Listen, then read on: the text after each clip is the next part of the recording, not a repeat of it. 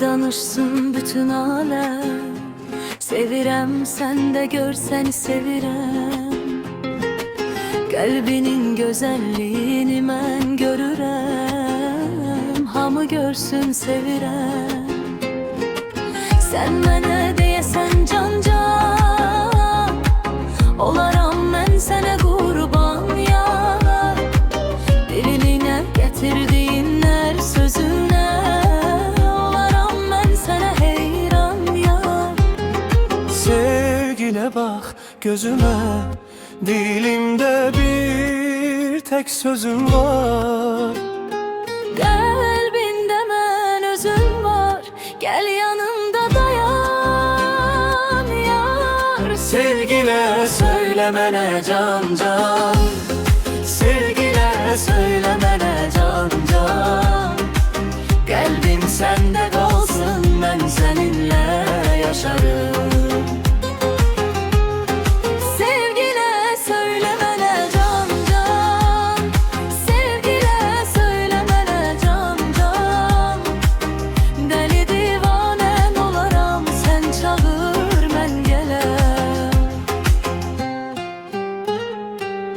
Gece kapını açıp gelen, sesin kimi tanış olur.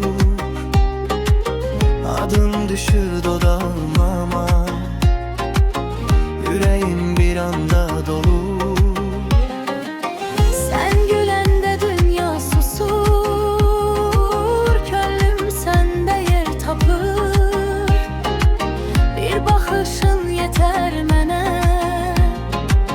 bu sevda məni tapır.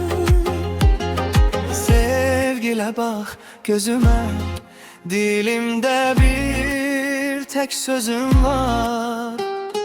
Kalbinde mən özüm var, gel yanımda dayar yar. Sevgile söylemene can can, sevgile söylemene can can.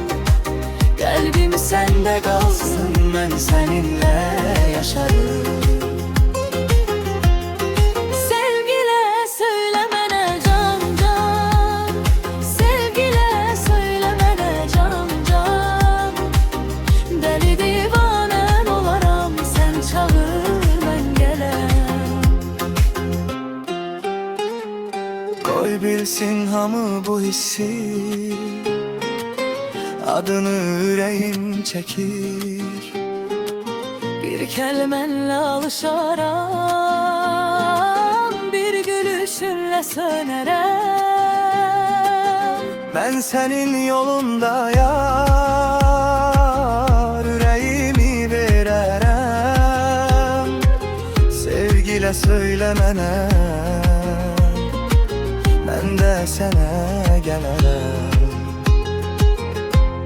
Sevgile söylemene can can, sevgile söylemene can can.